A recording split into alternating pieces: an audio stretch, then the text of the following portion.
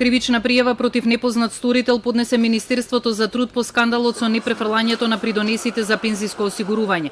Се бара одговорност зошто 12.000 граѓани не биле воопшто распределени во еден од фондовите, иако тоа според законот е уврска на фондот за ПИОМ.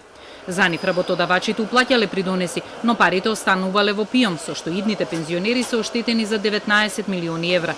Од Министерството смируваат дека осигурениците нема да останат без пари. Сите 12.000 осигуреници ќе ги добијат парите во вториот пензиски фонд. Префрлањето на парите ќе се врши од утре па во наредните 6 месеци. Од фондот за ПИОМ не се чувствуваат одговорни за скандалот, но признаваат дека ненавремено ги распоредувале осигурениците и дека парите од придонесите ги користеле за потреби на фондот. Причината за ваквото долгогодишно работење лоцираат во честити брзи законски измени, што предизвикале дестабилизација на процедурите. Најголемиот број на нераспределени осигуреници тврдат дека се од периодот од 2003 до 2007, а не од 2009 и 2010. Од вкупниот број на околу 12.000 нераспределени осигуреници, за повеќе од 4.000 осигуреници воопшто нема уплата на придонес од страна на работодавачите.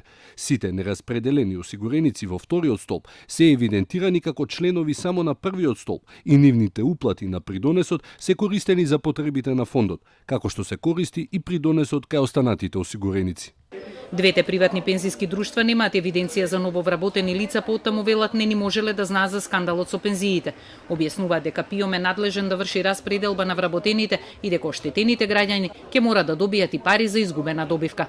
Овие 12.000 осигуреници сега за прв пат ќе бидат распределени во задолжителните пензиски фондови и за нив ќе се изврши уплата на задоцнетите придонеси. Според последните законски измени воведена е обврска со која фондот на ПИОМ при ненавремен пренос на средствата и ненавремена распределба на членовите покрај уплатениот придонес ќе изврши уплата и на надоместок за ненавремена распределба, адекватен на изгубениот принос од инвестиции. Во периодот од 2007 до 2018 со ПИОМ директоруваат членови на ДУИ, а министри за труд биле Джелјал Бајрами, Спиро Ристовски и Диме Спасов.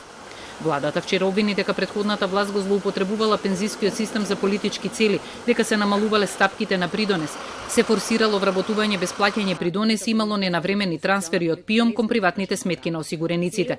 Токму таквите политики, рече министерката Царовска, довеле до зголемен дефицит во ПИОМ од 244 милиони евра.